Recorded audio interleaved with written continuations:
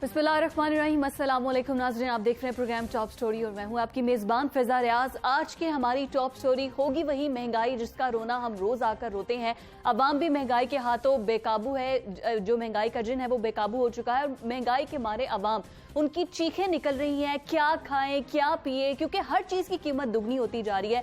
अगर उसके बाद हुकूमती दावों और वादों और इकदाम की बात करें तो वो सिर्फ हवा में उड़ा कर रख दिए गए हैं।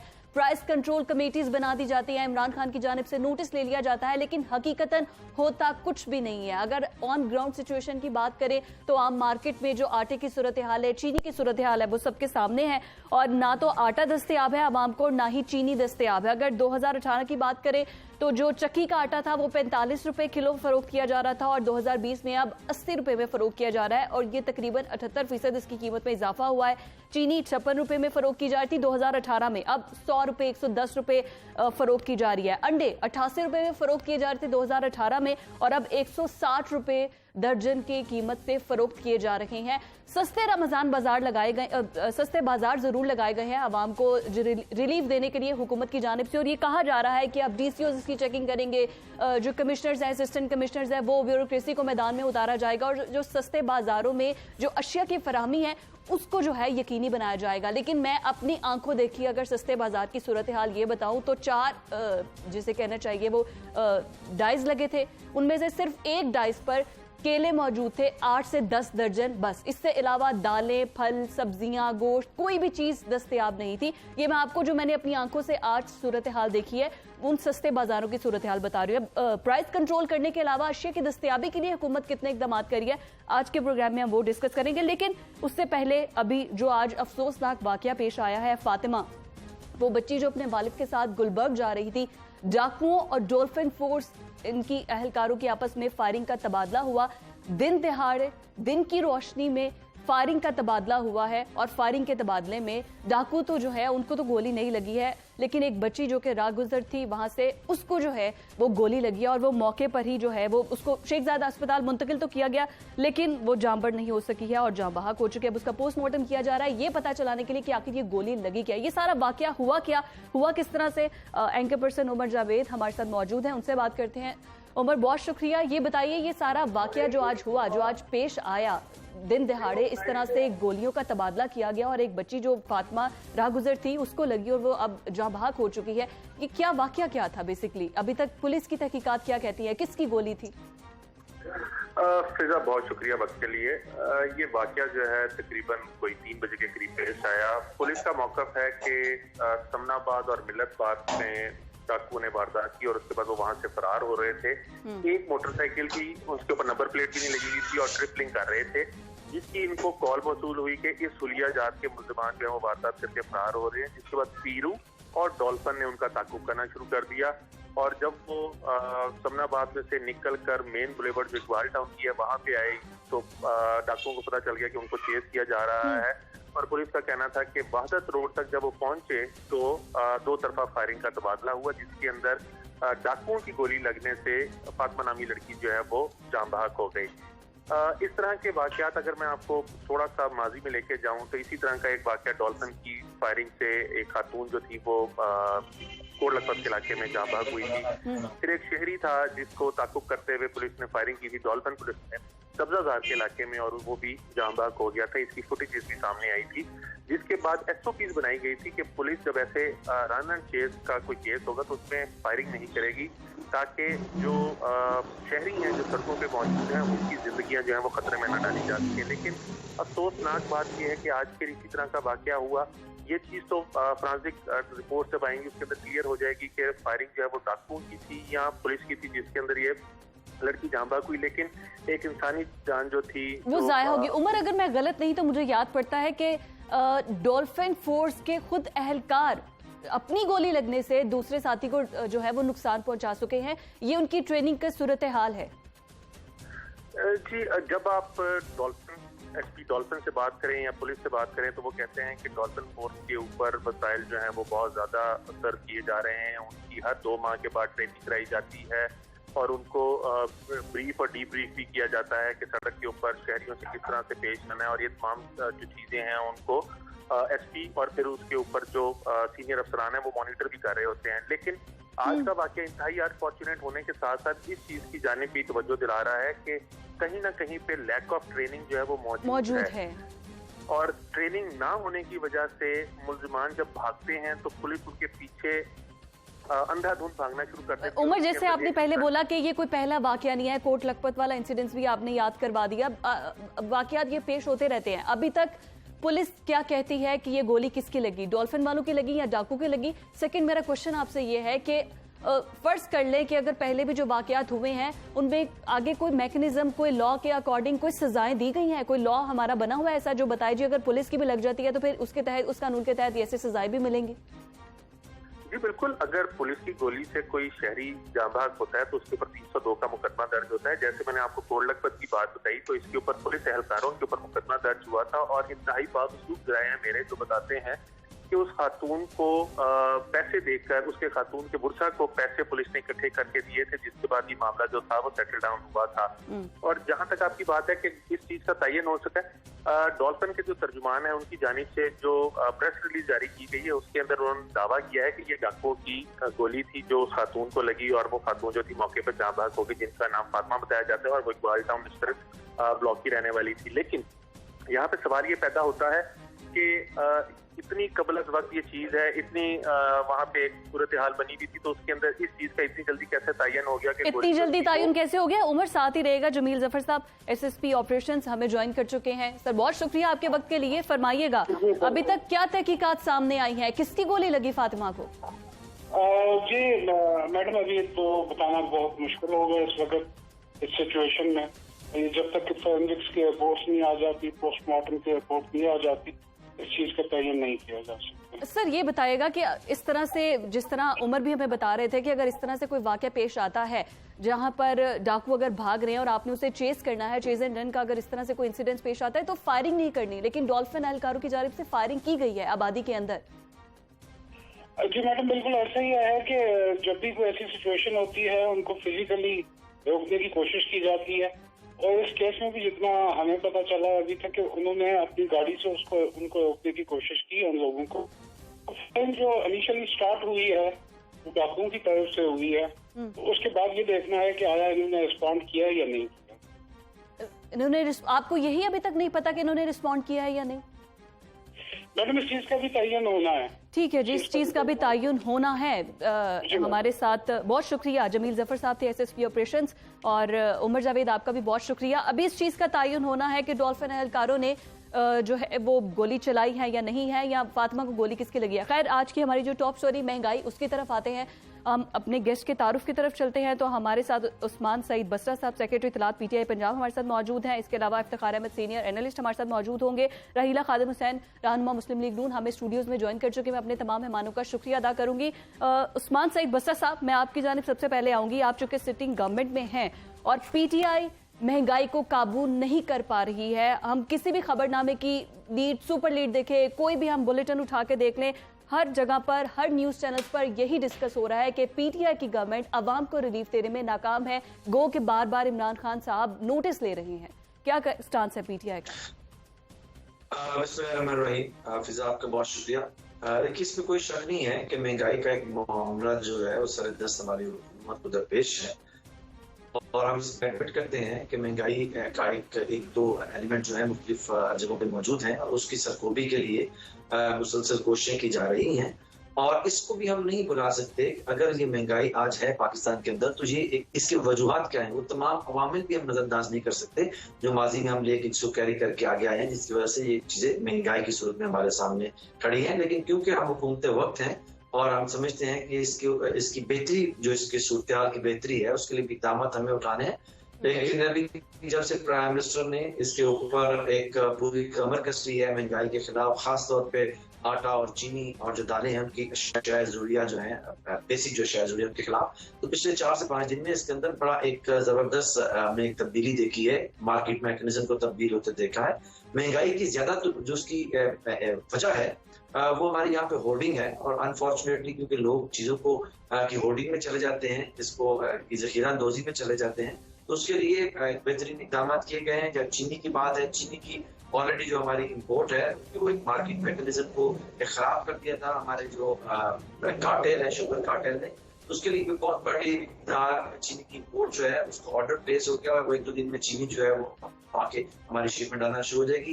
गंदम की ऑलरेडी हमने जो मार्केट डिस्टर्ब था उसको ठीक कर दिया हुआ है, क्योंकि जो 20 लाख मेट्रिक टन मौसम की तब्दीली की वजह से और गैर जरूरी बारिशों और वक्त के बगैर जो बारिशें हैं उनकी वजह से 20 लाख मेट्रिक टन गंदम पिछले साल हमारे पाकिस्तान में कम पैदा हुई, तो उसके लिए भी अल्हम्दुलिल्लाह जो ऑर्डर प्लेस किए गए थे वो भी इंपोर्ट्स हैं वो शुरू हो गई हैं।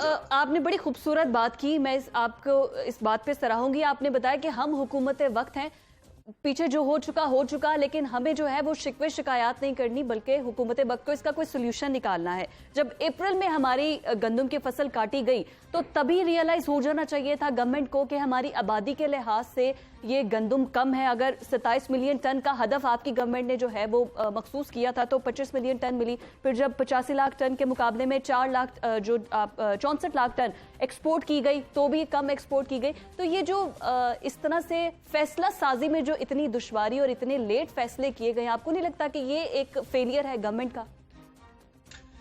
देखिए फिजा, जब हम टेलीविजन के ऊपर बैठते हैं तो हमें कोशिश करनी चाहिए कि हम कंस्ट्रक्टिव गुफ्तगू करें, और हम एक दूसरे के ऊपर जो एक ऑर्थोडॉक्स हमारे यहाँ सिस्टम बन गया है कि मैं उसको कहूँ बुरा है, वो मुझे कहें बुरा है, इससे ज्यादा एहतजाज करना चाहिए और कंस्ट्रक्टिव बात करनी चाहिए। लेकिन मैं थोड़ी सी आपकी खिदमत में अर्ज करूँ कि पाकिस्तान को मार्ज वजूद में आए ना 70 साल से ज्यादा का अरसा हो गया है, लेकिन जब हम हुकूमत के अंदर आए हैं तो आप यकीन मानिए कि यहाँ पे जो एक मैनुअल सिस्टम चल रहा है, गंदम कितनी पैदा हुई है, इसका कोई कंप्यूटराइज कोई डिजिटलाइज सिस्टम ही नहीं है। अच्छा। आप इसको किसी तौर पे मालूम ही नहीं कर सकते हुकूमत की मशीनरी कि ये गंदम एक्चुअली कितनी पैदा हुई है और हमारे पास कितनी गंदम है, कितनी होर्डिंग में चली गई है, इसका भी निजाम अल्हम्दुलिल्लाह हमने वजह किया है। और जो आप आने वाली फसल है गंदम की उसमें देखेंगे कि हमें अल्हम्दुलिल्लाह मार्केट के मैकेनिज्म के पहले 2 महीने के अंदर एग्जैक्ट फिगर्स हमारे पास मौजूद होंगी कि कितनी गंदम मुल्क में पैदा हुई, शॉर्टेज कितनी है, इसके मुख्तलिफ जो इलाके हैं रीजन्स उसके अंदर कितनी पैदा हुई, हमारी जो पासों के पास कितनी गंदम है, पंजाब के लिए कितनी खरीद ली है, सिंध ने कितनी खरीद ली है। जी इंशाअल्लाह ताला हमारे पास एक मैकेनिज्म जो है कम से कम पंजाब, केपी, बलोचिस्तान और मरकज के हद तक पासों की तो हमने इसको जो है ना इसको डेवलप कर लिया है। तो ये अपने अंदर एक बड़ी एक जो है वो डेवलपमेंट है। लेकिन मैं आपको बताऊं कि इसमें आप जब इसमें बात कर रही हैं, मैं ब्लेम गेम से हट के ये बताना चाहता हूँ कि पंजाब के अंदर हमारी एक जरूरियत है पंजाब की, उसके मुताबिक तो गंदम आम है और हम उसको रिलीज भी कर रहे हैं, लेकिन सिंध ने ना अपने हिस्से की गंदम खरीदी है और ना अभी इस वक्त तक रिलीज की है। और ये सारा एक बाय डिजाइन वो चल रहे हैं ताकि एक कियोस्क को क्रिएट किया जाए, लेकिन अल्लाह की जात बड़ी है और बेहतर मुसब्बिर असबाब है, वो ऐसा हो नहीं पाएगा इसलिए कि एक बड़ी शिपमेंट आ गई है, 2-3 ऑन द वे हैं, तो ये 1-1.5 हफ्ते के अंदर मार्केट डिस्टर्ब सारे का सारा ठीक हो जाएगा और होर्डिंग करने वाले इंशाल्लाह ताला अपना मुंह तकते रह जाएंगे। बिल्कुल ठीक है, ये एक नई टर्म होर्डिंग की जो आ रही है कि जी जखीरा अंदोजी की जा रही है और ज्यादा वावेला जो है मचाया जा रहा है, और बाकी जखीरा अंदोजों को पकड़ना भी चाहिए, क्रैकडाउन का कहा भी जा रहा है बार बार इमरान खान की जानिब से। रहीला मैडम, मैं आपसे जानना चाहूंगी, रहीला खादम हुसैन साहिबा हमारे साथ स्टूडियोज में मौजूद है। मैडम ये बताइएगा कि जैसे कि उस्मान साहब ने बड़ी खूबसूरत बात की कि हमें कोई ब्लेम गेम नहीं खेलना चाहिए जी पिछली हुकूमतें क्या करेगी, लेकिन आपको तो सिस्टम को डिजिटलाइज कर देना चाहिए था ताकि पता चल जाए कि हर साल कितनी गंदम पैदा होती है। 5 साल आप दौरे हुकूमत में रहे हैं, 2021 में देख लेंगे पीटीआई की गवर्नमेंट ने जो दावा किया है अभी उस्मान साहब ने कि ये हुआ है या नहीं, लेकिन आपको तो डिजिटलाइज कर देना चाहिए था। बहुत शुक्रिया फिजा, मेरे भाई हैं उस्मान। डिजिटलाइज तो हमने नहीं किया, लेकिन कभी शॉर्टेज भी नहीं हुई थी गंदम की, कभी इस तरह से लोगों को रोटी इतनी महंगी भी नहीं मिली थी, बल्कि ना होने के बराबर काम आ गया।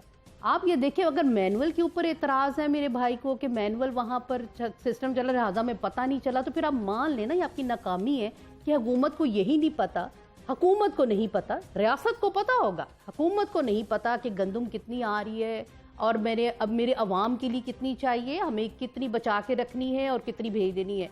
ये एक पूरा टोला बैठा हुआ है, माफिया बैठा हुआ है फिजा यहाँ पर। इन्होंने अफगानिस्तान के रास्ते आपने वो सारी स्मगल कर दी गंदम, और फिर रूस के रास्ते आपने पाकिस्तान को महंगे दामों से आपने, हुकूमत में बैठे हुए लोगों ने, वो तो अब सबके सामने बातें आ गई, स्कैंडल भी बाहर आ गए कि आपने रूस से महंगे दामों आपने गंदम खरीद के तो अब आप सूबों को प्रोवाइड करें। कौन लोग हैं जनाब?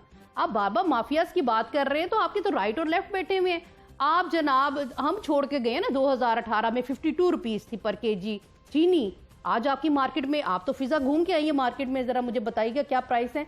110-5 रुपए में मिल रही है। रिफाइन जो है वो रिफाइन वो 120 रुपए तक भी चली गई है। अब आ जाते हैं इनके सहूलत बाजारों की तरफ। तो लोगों ने सिर्फ भाई आटा और चीनी तो नहीं खाना, पाकिस्तान के हर सूबे के अंदर, हर शहर के अंदर महंगाई का एक तूफान आया खड़ा है। आप अगर पंजाब से शुरू होकर बलोचिस्तान चले जाएं, आटे की वहां पर क्या सूरत हाल है? वहां 20 किलो का थैला 1400 समथिंग का मिल रहा है। आप कोयटा में देखें हालात, तो वहां पर 20 रुपए की रोटी मिल रही है। अब आप पेशावर रहते हैं ना, हम लाहौरियों की बात कर रहे हैं। भाई की बात, इन्होंने हुकूमत की बात की ना, तो वफाक कर रहा है ना उसको कंट्रोल, महंगाई को कंट्रोल करने की बात। आप खुदा का वास्ता इमरान खान साहब से करें, किसी बात पे एक्शन ना लिया करें।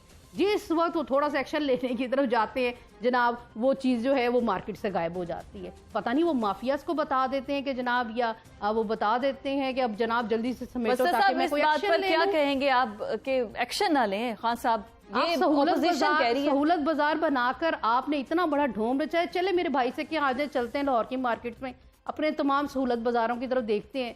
आपको कहीं नजर आती है वहां पर अशिया पड़ी हुई? अगर लोग वहां पर आपने ट्रक खड़े कर दिए, नाकस किस्म का आटा वहां पर मौजूद है, लोग लेने के लिए भी तैयार नहीं है वो आटे को। क्या कहेंगे? बस कैसी प्लानिंग कर रहे हैं? ये हमारी तो समझ से बाहर है। अच्छा, मैं तो पहले ही कहा था, क्योंकि हम लोग तो टेलीविजन पे आके डिबेट कर करके तो इसमें यही सोचा है और समझा है कि बिला वजह एक्विजिशन करना और इल्जामात लगाना। अभी फिजा में आपके प्रोग्राम के तवस्सुत से मुझे जरा बताएं, राहिला से पूछ के बताएं कि अफगानिस्तान में कितनी गंदम पाकिस्तान से गई है, जरा फिगर बता दें। मैडम बताइएगा प्लीज। आप ज्यादा अच्छा बता सकते हैं, सप्लाई तो आपने की है वहाँ पर। आपने एक्यूज किया है ना भाई मैंने तो कहा आपने तो वहाँ पर आपने तो अपने माफिया के जरिए सप्लाई वहाँ भेजी। आप ज्यादा अच्छा फिगर मुझे बता सकते हैं। मैंने नंबर पूछे हैं कि कितने मैट्रिक टन अफगानिस्तान में गई। जो अभी आप अपना फिगर बता देंगे तो सबको इल्म में आ जाएगा कि आपने कितनी भेजी वहाँ पर। अच्छा चलो फिजा मैं आपको बताता हूँ। मैं तो पहले कहा आप ही बताएंगे। क्योंकि रहीला ने सिर्फ एक व्हाट्सएप के आया हुआ मैसेज जो पढ़ दिया है, इनको ये पता ही नहीं कि पाकिस्तान ने इस साल अफगानिस्तान गंदम भेजी नहीं है, क्योंकि इनको पता ही नहीं है। और ये क्योंकि कहीं भाई आपके अपने लोगों ने इस बात को मान लिया कि जनाब हमारे इल्म में नहीं था कितनी दस्ते हमें इतनी नहीं चाहिए थी, हमारी रिक्वायरमेंट पता नहीं चला। उस्मान, आप ज्यादती कर रहे हैं ना, ये पाकिस्तानी कौम के साथ ज्यादती है।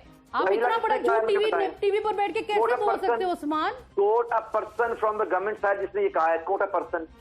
नाम बता दे मैडम, वो कह रहे हैं नाम बता दे। तर्जमान कहते रहे आप पंजाब की, आपने पंजाब में जो तर्जमानों की पूरी लिस्ट बनाई हुई है, तमाम के तमाम मेरे साथ टीवी प्रोग्राम्स के अंदर बात करते रहे हैं। क्या आप जनाब, हमें तो पता नहीं चला, वहाँ पर ज्यादा थी गंदम, हमने सप्लाई कर दी, हमने भेज दी। चलिए आप इतना बड़ा आप कैसे बात कर सकते हैं?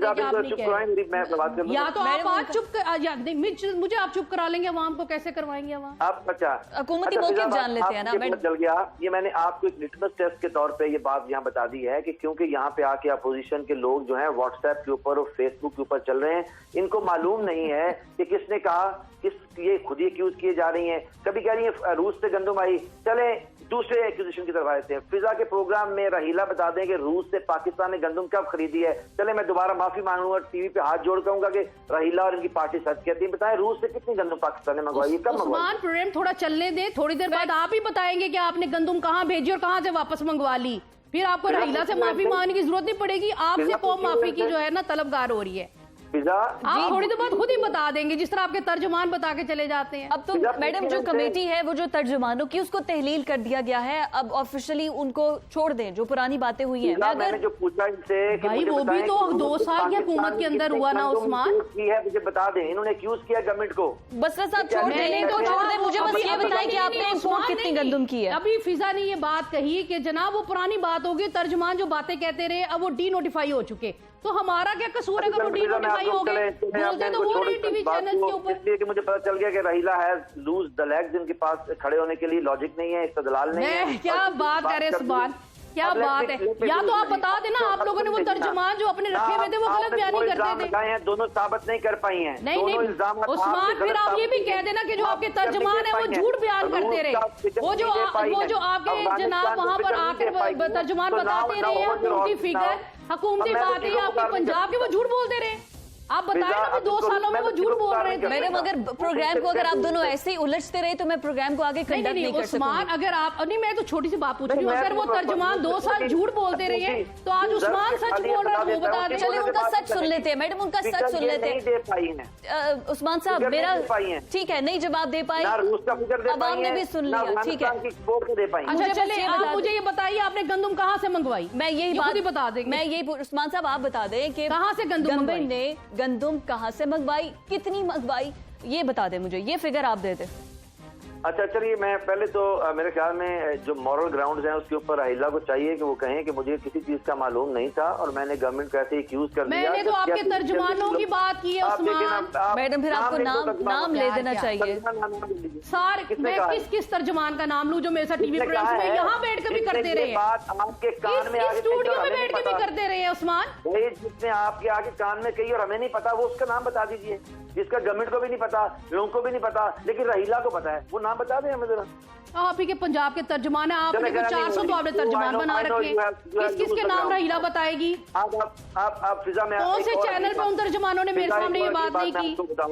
अभी रहीला ने कहा, एक और अगली बात देखिए ना, कुछ तो खुदा के लिए टेलीविजन का लिहाज किया करें, हर चीज को आप पार्लियामान समझ लेते हैं, जहां मर्जी की गलत बयानी कर दें।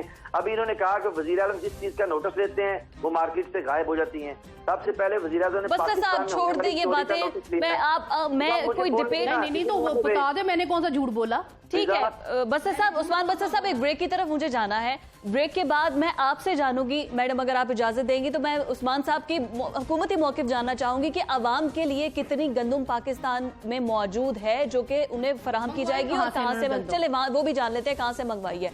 After this break stay with अस।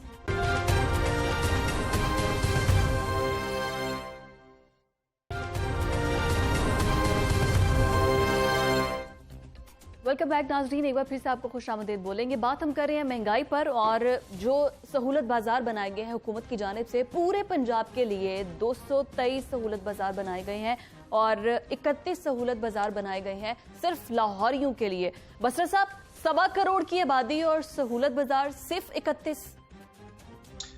अच्छा फिजा, मैं क्विकली जरा पिछले राउंड में हम जो बात कर रहे थे जरा मैं उसको अपनी लॉजिक के साथ कंक्लूड कर लूं, फिर आपके सवाल की तरफ आता हूं। देखिए मेरे ख्याल में हमें आपके प्रोग्राम के तवस्सुल से और मैं लोगों को बताना चाहता हूं, रहीला के भी just want to stand higher educated. TCP जो पाकिस्तान का एक इदारा है, वो गंदम जो इस तरह की चीज अगर अंबार से बल्क में मंगवाती है हुकूमत, तो वो एक ऑर्डर प्लेस करते हैं जिसकी ज्यादा टेंडरिंग होती है, उसकी बिडिंग होती है, और उसके आगे जो लोग सप्लायर्स हैं इंटरनेशनल चेन्स के अंदर वो उसको देते हैं। वो कहाँ से कलेक्ट करते हैं? टीसीपी ये नहीं, टीसीपी उसके साथ रेट तय करती है और वो फिर उसकी गंदम जैसे अभी टीसीपी से मंगवा रहे हैं। पंजाब के लिए हमने 7 लाख जो टन है उसका एक ऑर्डर है डीसीपी ने प्लेस किया हुआ है, केपी के लिए 3 लाख टन का किया हुआ है और पास्को ने अपने लिए 5 लाख टन का किया हुआ है। और इसी हफ्ते के अंदर जो मार्केट के अंदर डिसरप्ट है वो जो होल्डिंग की वजह से है वो इंशाल्लाह दूर हो जाएगा।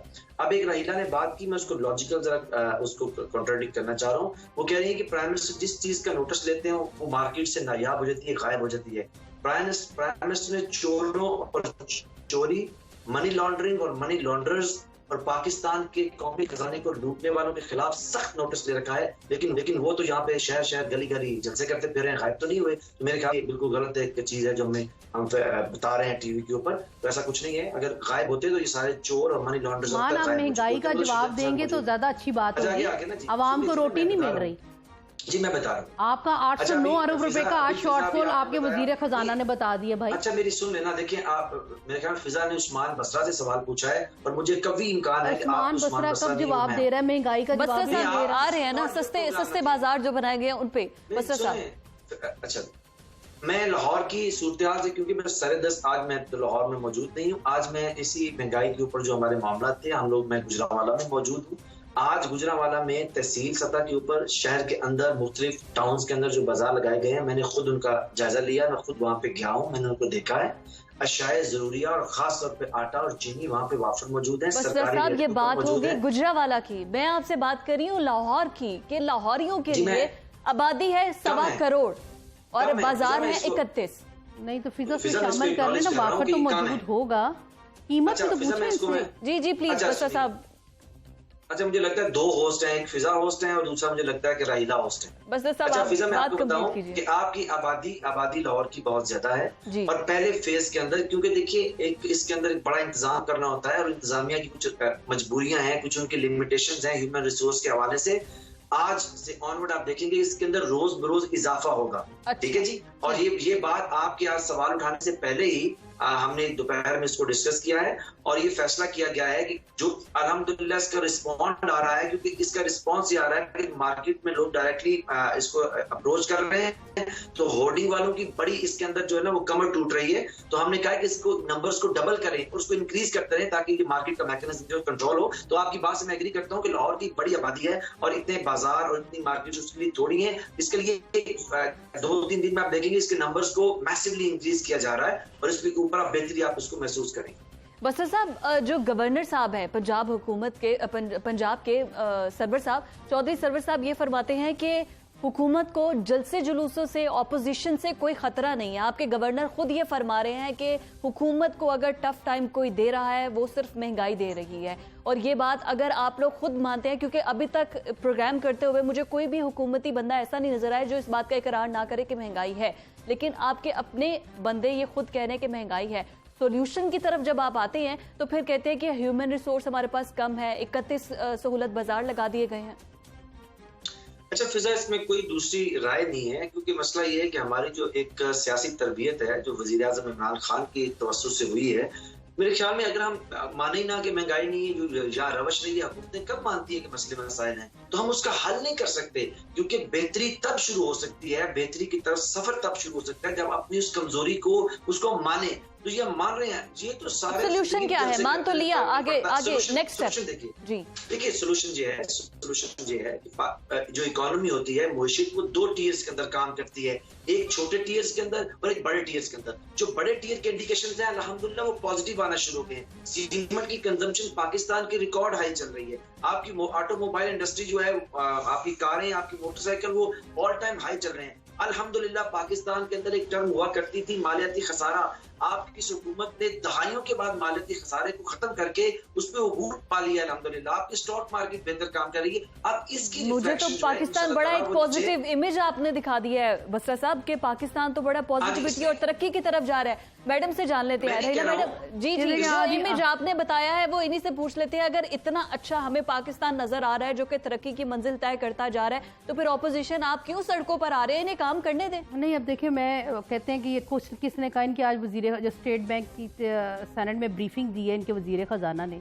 उसमें तो उन्होंने कहा कि खसारे में 1% इजाफा हो गया। पता नहीं मेरा भाई कहाँ पर ये बातें कर रहा है। फिर वो कह रहे हैं 809 अरब रुपये का शॉर्टफॉल आ गया है टैक्स रेवेन्यू में, लोगों ने आप पर इतमाद ही नहीं किया, टैक्स नहीं जमा कराया। बहरहाल आज आपका प्रोग्राम है जनाब महंगाई के ऊपर, मैं तो अवाम की बात करूँगी। भाई आपसे इतनी मेरी गुजारिश जरूर करूँगी, देखें आप इसमें वजीर आज़म की एक्शन लेने वाली तो कोई बात नहीं, डे फर्स्ट से प्राइस कंट्रोल कमेटीज हर टाउन के अंदर मौजूद हैं, आप उसको अभी तक मैनेज नहीं कर सके, आप अभी तक वो नहीं सिस्टम चला सके कि वहाँ पर जो लोग मौजूद हैं वो उस महंगाई जो लोकल किस्म की होती है उसे कंट्रोल कर सके। ये आलू, प्याज, टमाटर ये उगने वैसे ही उग रहे हैं, उतनी ही क्वांटिटी में मौजूद हैं, लेकिन आपने इनकी कीमतें कैसे बढ़ने दी? सवाल तो अवाम आपसे ये कर रहे। मैं आपसे ये सवाल कर रही हूँ, भाई लोगों से बिजली के बिल नहीं देने हो रहे, लोग घरों के किराए नहीं दे पा रहे, एक तो कोरोना की वजह से आप उससे अच्छा मैनेज नहीं कर सके, कारोबार बंद है, अभी तक नहीं चले। जवाब ऊपर से जब आप जवाब, आपसे मैं सवाल कर रही हूँ, मैं अवाम मुंह पूछ रही हूँ कि भाई अवाम को रोटी नहीं मिल रही, अवाम को रोटी नहीं मिल रही। बसर साहब लास्ट में क्या कहेंगे आप? देखिए मैं तो दोबारा यही कहूंगा कि मतलब मुझे समझ नहीं आ रही कि राहिला ने आज कसम खाई हुई है कि कोई बात सही करनी नहीं, कि पूरी दुनिया ने कोरोना के खिलाफ इमरान खान, मेरी बिल गेट्स तक ने टेलीफोन करे कहा कि हम दुनिया के अंदर काम कर रहे हैं अपनी पर्सनल कैपेसिटी में, हम आपसे करना चाहते हैं। बस करे उस्मान साहब, खुदा के लिए बता दे लोगों को रोटी कब मिलना शुरू होगी। आप मुझे कट ऑफ ना करें ना। नहीं, मैं कट ऑफ नहीं करी, लेकिन आप डी ट्रैक क्यों है? आपसे हम सवाल कर रही है कि रोटी नहीं मिल रही भैया, बिजली के बिल नहीं हो रहे, आप हर चीज में महंगे कर दे रहे, पेट्रोल सस्ता क्यों नहीं कर देते? आप पेट्रोल सस्ता कर दें ना, आप आटा सस्ता कर दें, आप चीनी सस्ती कर दें, आप टमाटर प्याज को भी महंगा कर देंगे, और आप मेरे से मुझे झूठा कहने से अगर डिबेट इसी तरह से रहेगी। बहुत शुक्रिया उस्मान बसरा साहब हमारे साथ मौजूद थे। सवाल स्टिल यहाँ पर मौजूद है। नाज़रीन, एक ब्रेक की तरफ हमने जाना है, स्टे विद अस।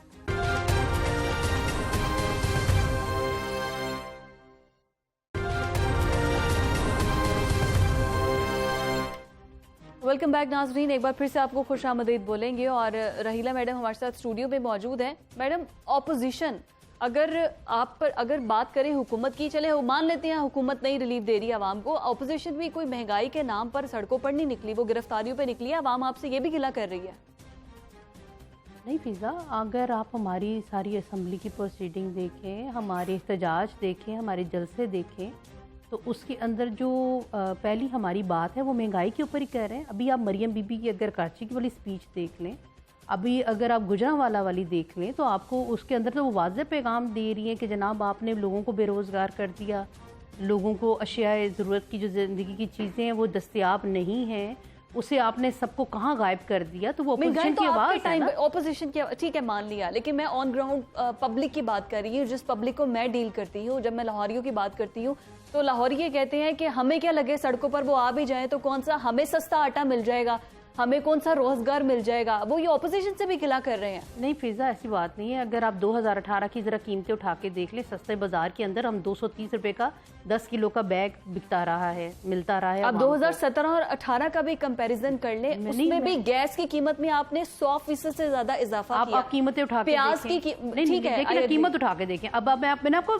बड़ी आम सी बात बताई कि हम 2000 में जो छोड़ कर गए हैं ना, हम वो 2018 की मैं बात करूंगी ना। 5 सालों में हमने क्या किया, कम किया, ज्यादा किया। 18 में जब हम छोड़ के गए, महंगाई को कम तरीन सतह पर लेकर आए। आप जरा पढ़ के देख लें, हमारा जीडीपी भी चेक कर लें और हमारी महंगाई की जो शरह थी उसको भी चेक कर लें। महंगाई की उसके अंदर मैं बता देती हूँ, 2018 के अंदर हमने 52 रुपीज छोड़ी है चीनी। आज आप खुद बताइए, 52 आप गूगल कर सकती हैं। 52 मैं मेरे पास फिगर्स हैं, 56 जिसने भी आपको फिगर लिख के दिया, 52 पे हम छोड़ के गए। हमने आज आप चीनी देख लें, अगर आपको ये सहूलत बाजारों में इन्होंने 100 रुपये, अभी भी हम महंगा कह रहे हैं कि जनाब हमने सस्ता कर दिया। अगर आप 52 से 40 में बेचेंगे ना, ये उस्मान भाई मेरे यहाँ से चले गए हैं, अगर आप 52 से या 56 आपकी कर लें तो आप 40 में बेच यहाँ बात कर रहे होते ना, मैं आपकी बात मान लेती। अगर वो जो 235 रुपए का हमने 10 किलो आटे का बैग हमने यहाँ पर आवाम को दिया, अगर आज वो 840 रुपए में भी दस्तयाब नहीं है, और आज अगर आप वो 100 रुपए का बेचते ना, तो मैं आज आपकी बात मान लेती। आप यहाँ बैठकर ये साबित करने में कि रहीला झूठी है, रहीला गलत कह रही है, तो महंगाई कंट्रोल नहीं होगी भाई। आपको हकाइक तो दुनिया के सामने, अवाम के सामने बताने पड़ेंगे। हकाइक हमने भी अवाम के सामने रखे हैं, आपने भी रख दिया है, हुकूमती मौक़िफ़ भी उस्मान बसरा से हमने जान लिया है। एट द एंड, प्रोग्राम के एंड में बिल्कुल मैं यही कहना चाहूंगी कि चाहे वो अपोजिशन है, चाहे वो हुकूमत है, अवाम का एहसास इस वक्त कोई भी नहीं कर रहा है और ये रियलिटी है। नाज़रीन, आज के प्रोग्राम टॉप स्टोरी से मुझे इजाजत दीजिए। अल्लाह हाफ़िज़।